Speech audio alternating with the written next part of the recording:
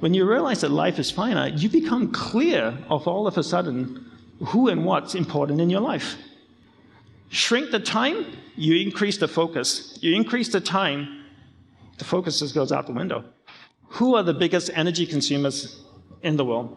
People and things are two of the biggest consumers of energy.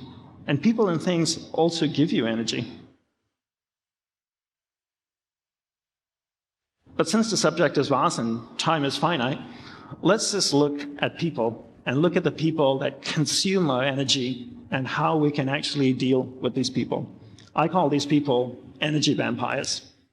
Have you ever had the experience of being with someone and spending 10 minutes with them and then walking away and going, oh my God, that was exhausting, all right? That's an energy vampire. That's what vampires do. They bite you and they suck the life out of you, right? How do you know if someone's an energy vampire? Well, we need to either judge or evaluate. What's the difference between judging and evaluating? Judging is this. I'm at a party in New York City, at a penthouse, there are 200 people in there. A guy walks in the front door wearing white shoes, a purple suit, cane, wearing a top hat. He's got a big chain with a clock hanging off his chest. I look at him from across the room and I go, he's a pimp drug dealer for sure. That's judging, right? I didn't even get to know him and I just judged. Evaluation is this. Evaluation is, if I had 50 meetings with John over a period of 2 years, 49 of them I walked away from and I went, oh my God, that was exhausting. It's safe for me to evaluate that John is an energy vampire. So for me, I prefer to evaluate than to judge. So once you've evaluated that someone's an energy vampire, what next? How do you deal with an energy vampire? But before we go to how do we deal with an energy vampire, I have a question for you. How many of you have an inherent energy vampire in your life? That's an amazing amount. For every joule of energy that they take from you, that's 1 joule less of energy you could have invested into the someone or something that you love. This is the way you need to look at it. It's actually the highest form of selfless service. If you allow someone to take energy away from you and use it for negative purposes, then you're denying the people and things that truly matter in your life, that energy that you could have invested in them.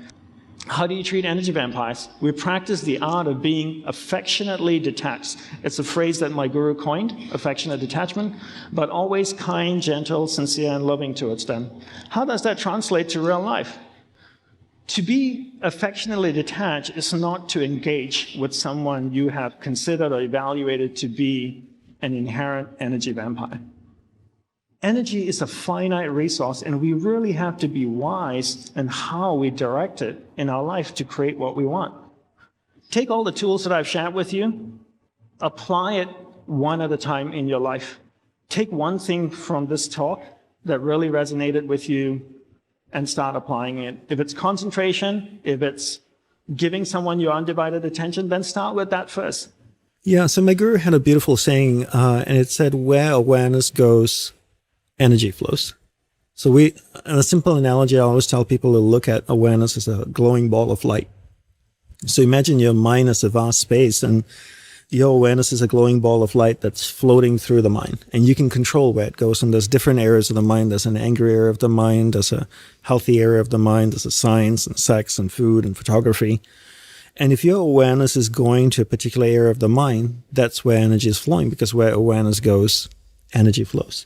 And energy is like water. If whatever I water will start to grow, right? So if I took a watering can and I watered a garden bed, would the weeds grow or the flowers grow?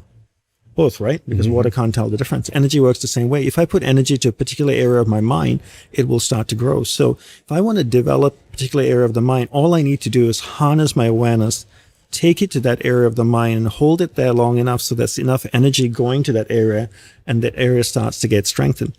Have you ever met somebody who can get angry so easily?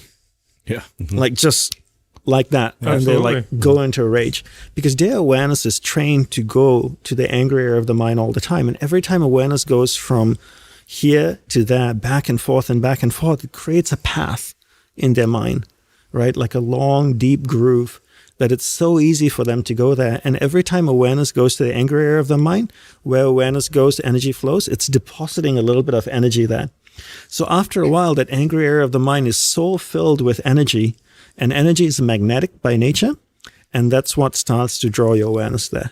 And it becomes that angry area of the mind becomes like a giant magnet that can so easily pull awareness to that area of the mind. And that's why those people can get so triggered all the time. And different people cultivate different areas of the mind. Some people are happy. They're always happy. They're always an optimist because that's where their awareness is going. And because awareness goes there, energy flows there, more energy is deposited there. More energy deposited there means more magnetic, which means it pulls awareness there much easier.